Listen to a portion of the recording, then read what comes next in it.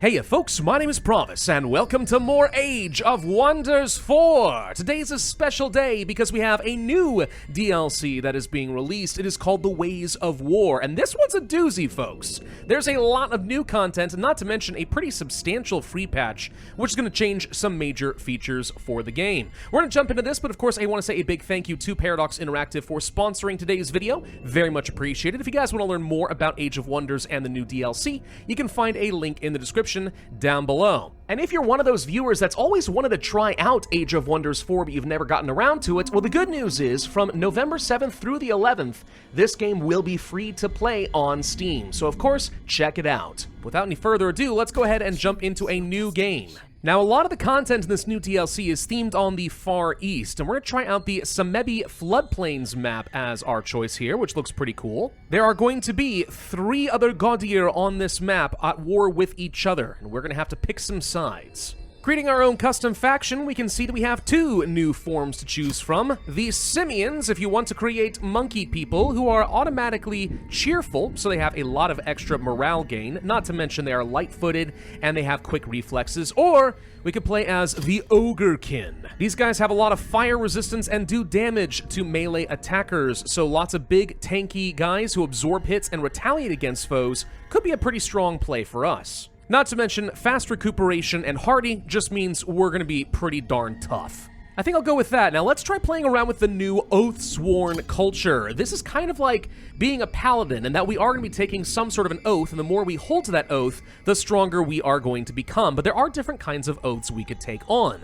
There's the Oath of Harmony, which is really intended to be more of a pacifistic way of playing the game. Lots of defensive bonuses, very good at diplomacy. We could play with Righteousness, the classic paladin who smites evil wherever it is found.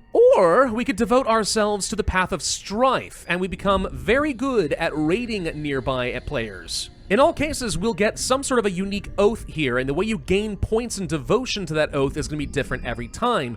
So Harmony likes making lots of truces and taking on peaceful vassals, right? The Oath of Righteousness wants to be good, and the Oath of Strife just wants to, break stuff. And also in all cases, the more you are devoted to that oath, the stronger you'll become in some way. So for Harmony, we can heal our units automatically if they fall below a certain threshold of their health, which is pretty helpful. Righteousness does extra spirit damage, and Strife does extra fire damage. I think Strife fits very well with the aesthetic I'm going for here.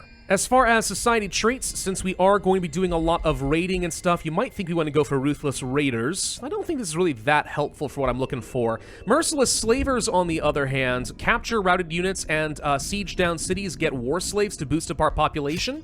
Doesn't seem bad. I'll even go for Imperialists here as well to start with some extra population and make all adjacent cities just a little bit better, because we already do start with some Empire order here. There are 4 new tomes of magic that have been added into the game, including the new Tome of Discipline, which I will take, though I think others might be better for what I'm going for. This will give me some healing spells, the Monk unit, which is pretty good at getting into an enemy back line, plus some extra status resistance, focus aim so that you cannot miss on your range attacks, and empowered strikes do extra damage and stun targets. All pretty decent. Finally, I'm going to choose a champion as my leader type. And I think this is what I'm going to go with here. A big, scary, tanky boy. Actually, if you take off the helmet real quick, you can get a much better look at him. Oh yeah, now that looks creepy. But I like the mask. I think that's going to strike fear into the hearts of my enemies. I shall be Chief Sworn Borim Stormhue of the Strifeborn. Let's begin. Okay, I am looking forward to finding out what this culture can do for us. Alright, so how are we going to gain additional devotion? Well, we do this mostly by starting wars with people and destroying their cities and routing all of their armies. The more we win, the better off we're going to be. We're going to lose devotion, though, if we ever enter into an alliance or accept a truce with other people. Basically, we're not allowed to cooperate with anyone, ever. Maybe I should have considered playing as a chosen destroyer in this run. That might have worked really well, actually. It's fine. Let's go ahead and jump into our first round of combat. I want to see what these units can do. Ooh, we got another big, scary new character right here. Look at this thing. An accursed ogre. Oh, it's basically one of my cousins, except he's gone feral. This guy's gonna be pretty sick, though. He gains extra damage the more he travels in his charge, and then he can inflict something called Ghost Fire on an enemy. Which does what exactly? It is going to make me take fire and frost damage every turn for the next 3 turns. Ooh. Ow, and can stack up to 5 times? Freaking heck, that actually sounds really good. I need to get that for myself. It's actually gonna cause a lot of damage though. Tell you what, let's go ahead and use our Vow Keeper. This is our special support unit. Very good for removing enemy buffs or my own debuffs. So we can apply this here on our hero, and I think that's gonna end up taking away the Ghost Fire. Yeah, that's much better. Okay, so now we can continue tanking. And there we go, easy enough fight. Now the question is, do I gain devotion from this? I do. Now because the enemy was weaker than me in terms of army power, we only get 2 devotion. If they had been stronger than me, we would get a lot more. Still, good to know that I can farm that from some of the neutral units. Now, my hero did level up, and this is going to lead me to a lot of really cool new features added into the game, a lot of this actually being free and not required as part of the DLC. You may notice some stuff over here about governor skills, but we'll come back to that in a moment. Let's instead take a look at how you level your units up. It looks nothing like what we had before, where you just picked from a list of abilities. Instead, now we have what is effectively a talent tree, based off of my leader origin, my class, and then also those same signature skills you get every 4 levels, but each one also unlocks some new potential abilities. Could get some talents we have seen before from the previous version of the game, we could get some new abilities, but you can see how this all then branches off into a lot of different directions, leading to some ultimate abilities like this rallying cry down here. I love this new system. I actually can see so much potential for how cool this will be. And every class is very different. You'll see exactly what class you're working with, when you first are creating your ruler. Depending on what weapon choice you go with, it'll tell you what class you're going to be. So there's a mage, there's a ritualist, there's a warrior, etc., etc. Plus the different abilities if you're an eldritch, or if you're a dragon, or if you're a wizard king. Oh yeah, man, so much variety now. And then, of course, there's going to be things like your governorship, which actually is now tied to a new system called Renown. Currently, whenever we are a governor, we're getting 20 extra food, and our armies get a little bit of extra morale, which is nice. When you first start up a character, you will see a number of different ambitions that you can pick from, and this is how you build up your renown so that your governor abilities get more and more powerful. So in my case, I decided to be a raider because that pairs up well with something I already plan on doing. So if I can pillage a province, I gain a small amount of renown. This is repeatable. Every time I do this, I get some renown. Very good in war. My major ambition can only be done, I think, once, and that is to win combat in enemy territory. Again, something I think is going to happen almost for sure. And every new hero we try to recruit is going to be a little bit different. We can see what kind of a governorship bonus they're going to have, and then we also can see exactly what their ambition is going to be and their class. So yeah, there's a lot more to think about with heroes now than there ever was before. Really cool change. With this particular character build in the early game, I think my biggest goal is going to be finding and destroying other players.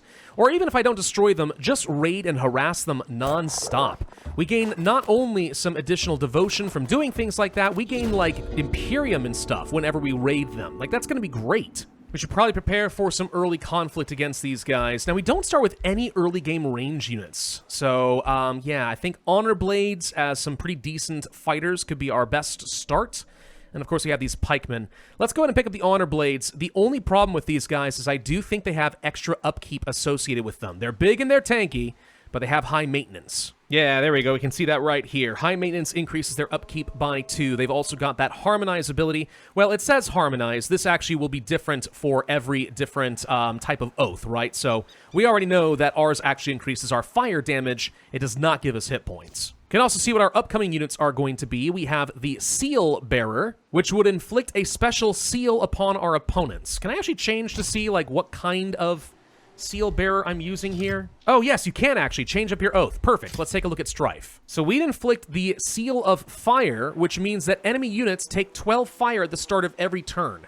That is great for clearing out an enemy back line. Then we can see the Vow Keeper, we saw those already, and then there's actually a unique tier 3 unit depending on which oath you go for.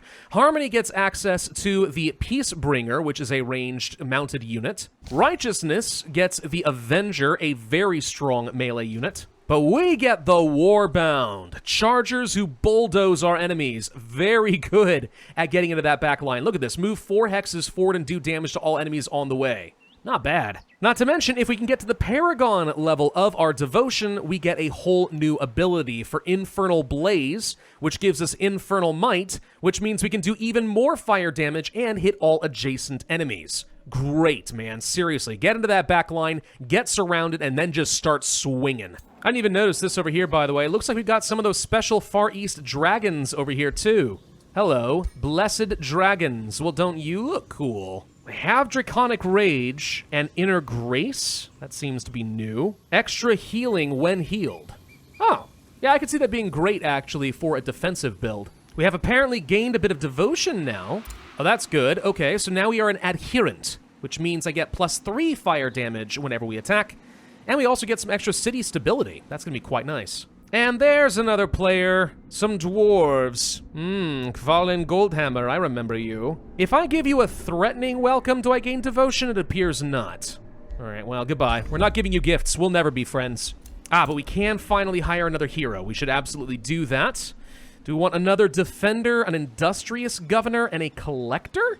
Needs to have items equipped for 5 turns. The more you do that, the more renown he gets. That seems pretty easy to build up. Or clear out resource nodes, an agricultural governor, and a ritualist. I think maybe I'd like to take the ritualist for a bit of diversity. We'll try that. Now, we should be able to get in here and start doing some raiding right away, right? Yeah, it only takes 1 turn to pillage. More money and Imperium. Nice. Too bad raiding this stuff does not get me extra devotion. We just have to raise the city, which I'm not going to do because I actually would like to take this city for myself. Still, it gives us something to do while we wait for reinforcements before we lay siege. Although, I did just realize, wait a minute, we gain renown by pillaging stuff, right? Oh, we just got to level 2! There we go! So we actually won combat in an enemy territory, so this was really easy to get. And then, of course, we do have the pillaging getting me 25 more renown. So now, on top of the extra food and unit morale, we now have less food required to gain more population, and I assume that's even more unit morale. Not a bad deal, to be honest. All right, what do we gain if we were an agriculturalist? Every farm gets additional food, every farm gets city stability, every population gets gold, mana, and knowledge, and then acquiring new population is cheaper. Yeah, very cool. What kind of special level up options do we have for a ritualist? We have restoring for some healing and regeneration, which is quite good. Conjure obscuring flora in a radius, conjure an astral ward, or raise the undead. So very different paths available to us depending on what we want to do. Oh, and let's not forget those signature skills. So this got reworked a little bit as well. Now we have the ability to become an initiate, an adept, a master, and a paragon of different types of elements. And picking one does not mean you are committed to that path forever, so don't feel like you're stuck that way. Extra defense for all non-hero units is actually perfect for me, but before we choose this, we should see that it would unlock Purging Strikes and Still as Stone. Seems pretty good, actually. We'll go ahead and become an Initiate of Materium.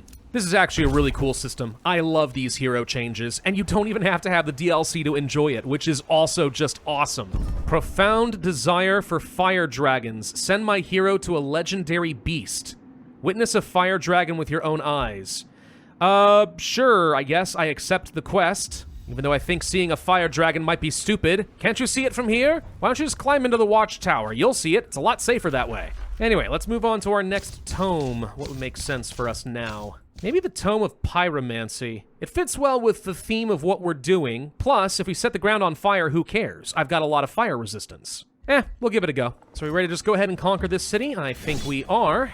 Unfortunately, I have almost no mana crystals to speak of, so we're not going to be casting very many spells this time around. Can we purge off the Seal of Fire? Because that actually is really hurting me a little bit. We'll try this. Yes, we can break the seal. Okay, good to know. Looks like these guys are actually pretty high on their morale. They are refusing to give up. Kudos, I suppose, but you still have to die. Easy enough. Barely took any damage out of that arrangement. Yes, we outnumbered them, but that's an easy city for me, and a little bit more devotion. And I'm not going to raise the city, as fun as that might be. We're going to go ahead and absorb them and add that to my empire. Now, we just got to start clearing out some of the local infestations, and maybe go and scare and raid the dwarves a little bit. There's supposed to be other Gaudier on this map somewhere, though, warring with each other. We're split by an ocean. Maybe they're all on this side? If so, that's actually good for me. Mostly in the sense that I don't have to worry about them coming to kill me. Not yet, anyway. Who's ready for a little bit of race transformation? I know I am. Alright, what's this one gonna look like? They just get glowing hands. I mean, that's a pretty cool effect. Can't complain. Everyone likes the glowy hands. Oh, God. All right, we got ourselves some more of these ogrekin. You look suspiciously similar to me. Oh, they're called Pyrekin. They're also militant warlords. I'm pretty sure they're also going to be my... Are they seriously also a Strife faction? Of all the other heroes that could have spawned on the map, I get my copy? Oh my gosh, another round of ogrekin? I did not set this, I promise. This one, however, looks like a righteous paladin. All right, so Strife and Righteousness are on the same map. This is gonna go great, trust me. And we really do need to clear out this infestation quick because the dwarves are on their way and they're gonna be a problem. Hello, Pebbleton. I see things to raid. Oh, crap. While I'm in the middle of fighting the dwarves, here comes some sort of a demon who's decided that, you know, everything's under new management now. So now he gets a special trait. He just rose a bunch of several armies around. Oh, gosh. Cool. It's like having a whole new player. Actually, it is literally like having another new player. I could welcome our new overlord. I mean, it could be kind of fun, you know? Nah, we're not gonna mess with that. Basically, I think that the Righteousness guys just lost somehow hard, and all of a sudden a demon takes over. That's so funny. How's that paladin stuff working out for you? Not good, it seems. Anyway, what's happening over here? Fiendish takeover? Oh, okay. Looks like we have refugee ogrekin. Sure, I'll accept the quest to go and meet the refugees. I'm not sure what I'm gonna do with the refugees once I get them, but I'll go meet them. Aha, I am now a devotee to Strife. All cities get extra stability, and I get even more fire damage. We're getting closer and closer to becoming a paragon, and that's what I'm looking for.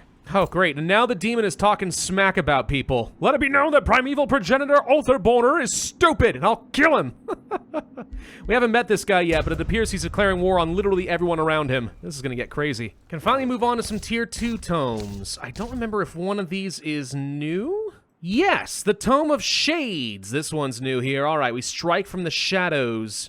Shadow Blades. We can ignore defense and resistance, at least 50% of it, if a target is blind. So if we can make targets blind, we do tons of extra damage. That's great. Hang on. Living Shadows, another minor race transformation. Everyone gets evasion, so we survive longer. Okay. And if we are attacked within 2 hexes, the attacker might become blind. This stacks up beautifully. Also, a special stealthy skirmisher unit that blinds enemies and then finishes them off with fatal strikes so they do extra damage if they're already wounded. That could be almost like my giant killer and a support unit all at once. This is great, actually. Heck yes. I want all of these spells. Every single one of them. Oh, you sad, pathetic dwarves. You have only 2 units left to defend this entire city, hey? All right, we're gonna raise this sucker to the ground. Should get me a pretty good amount of Imperium and money. Not to mention, once this is complete, that's going to be worth an extra 10 devotion. I don't know who exactly I made my oath to that actually cares about all this, but gosh dang it, I am committed. Okay. The Pyrekin just declared war on me, which of course means they actually get some extra devotion. Maybe I should have declared war on them. They're allied with the demons? Well, they've all declared war on me.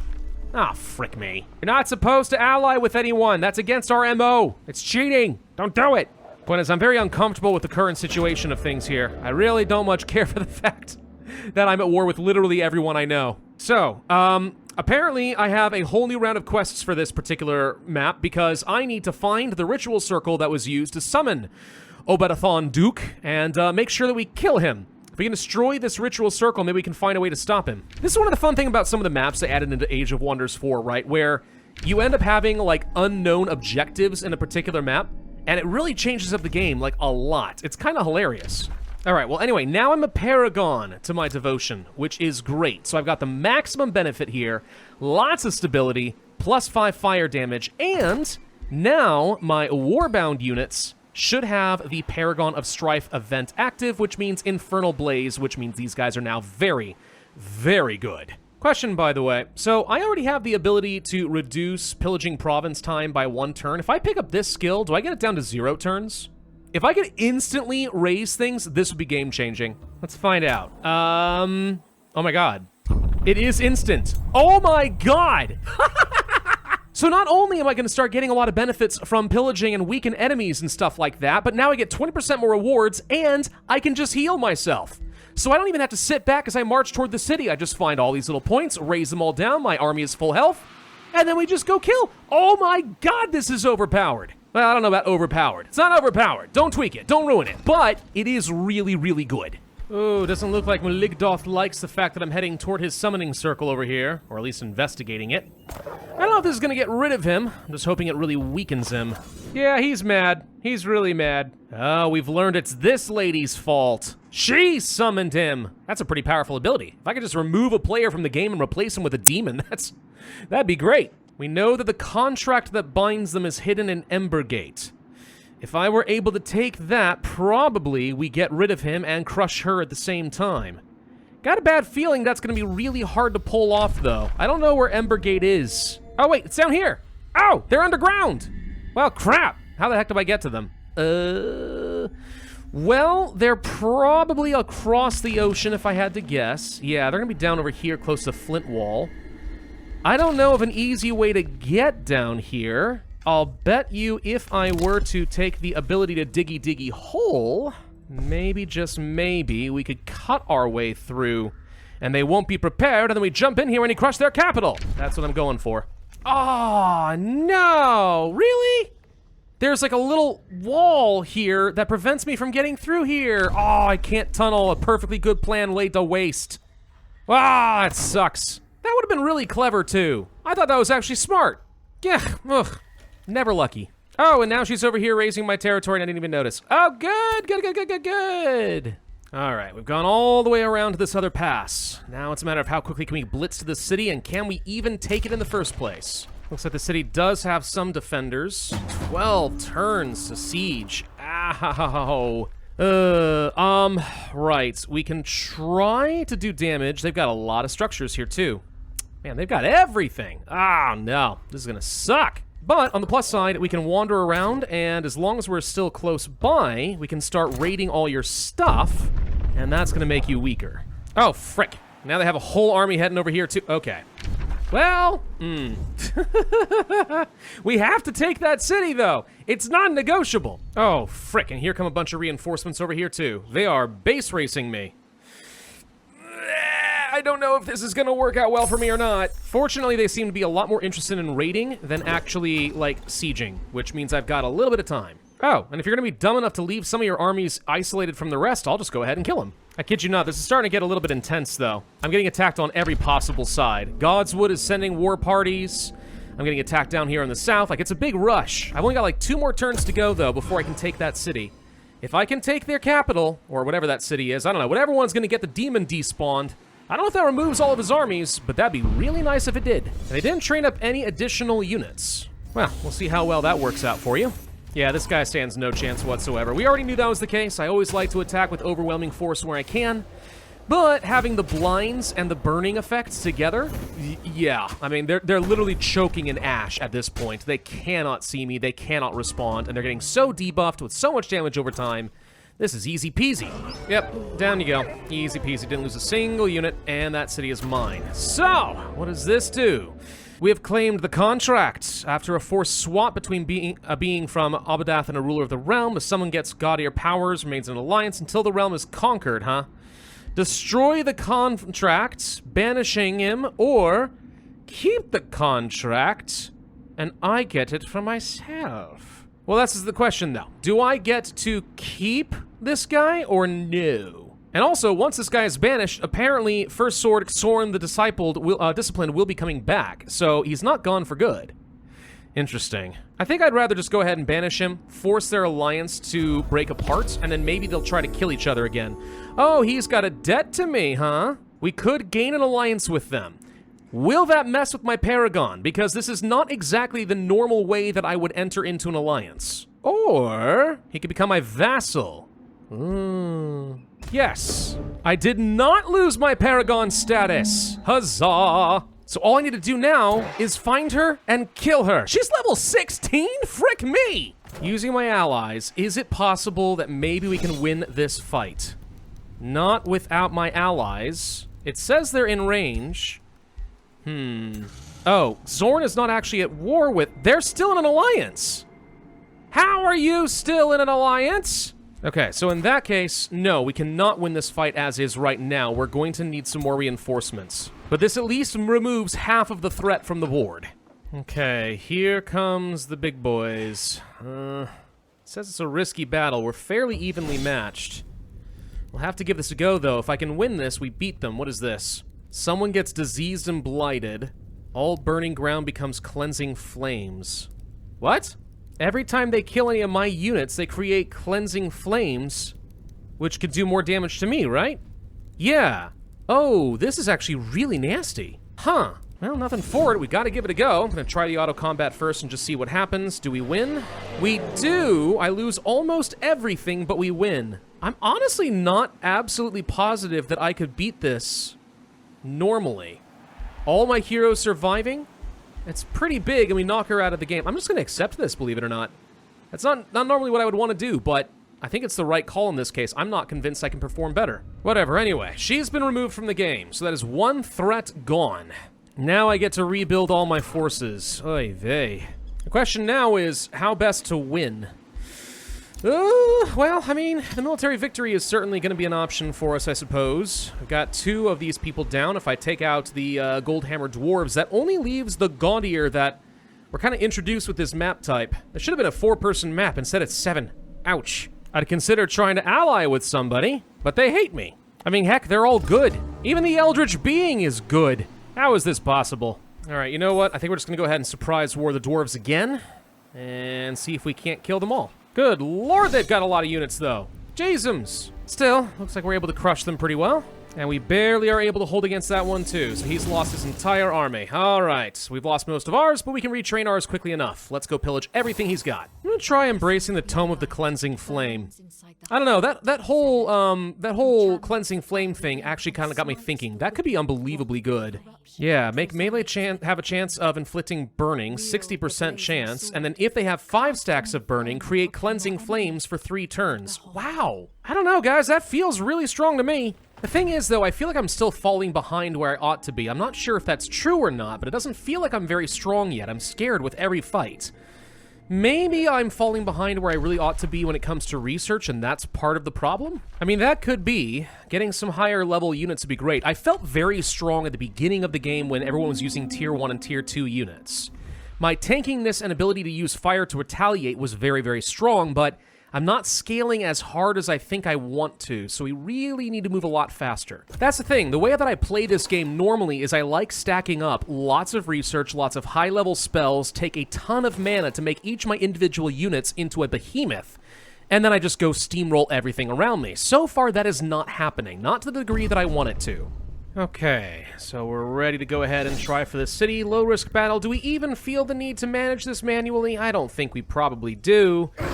Yeah, I lost 3 units in order to knock a player out of the game. Easy, easy for me. I'm fine with that.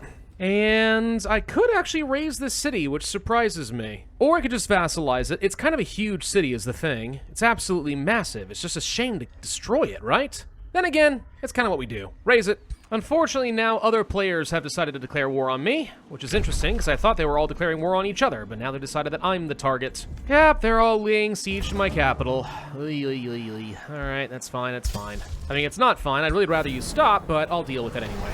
We have Tier 4 tomes now. We do! Okay, here's something new. The Tome of Calamity. Hey, look, it's that ghost fire stuff. Replaces and counts as burning. Good to know. Should be another one in here somewhere. Maybe we don't have enough affinity for it. Doesn't look like it. Okay, well, the Tome of Calamity should be good for now. Though the other one that I'm thinking of is down here somewhere. Tome of Prosperity. That's the new one. Order and Nature Affinity. Summon Prosperity Dragons. Sounds like fun, but not something I'm gonna do because I'm chaos. Besides, Ghostfire sounds like fun. It's like Frostfire from Warcraft. Besides, we could also summon a Calamity Dragon if I wanted to. So we still have dragons of some sort. But look at this, Accursed Armors. When a melee attack hits, the attacker has a 30% chance of getting Ghostfire and Misfortune. Plus, you get more defense. Like, this just builds so perfectly with what I've got. Or Accursed Projectiles is good. Just do more damage, 60% chance of Ghostfire, stack it up, and then just take more for like 5 more turns. It's great. Oh, Jasons. I just started going through this cave thinking, oh, I'll just go sneak attack these guys. They apparently have the same idea. Here's a whole frickin' ton of units. Oh, good God. You know what I need? Big summoned units. I don't have any big summoned units. I need those. Frankly, big units in general would make me a lot happier right now. Yep, he's coming to attack me. Oh, boy. Oh, no. Oh, dear. I mean, amazingly, we won that with only losing 2 units according to the auto combat, and honestly, that's a good enough result that I'll keep it. Problem is, he's got enough reinforcements, he'll just do it again, and now I'm weakened. Oh my gosh, here they go. This is where things start to get a little hectic and annoying, I'm not gonna lie. Okay, so they managed to break through the walls, but it says the odds are good in my favor. I haven't had to defend a city in a long time. Let's see how well this goes. Let's make sure we hold a few good defensive positions. We're not going to step too far forward. I want them to come to me. Apply a quick fell seal onto their hero so he takes constant damage. Can we do that twice? We can.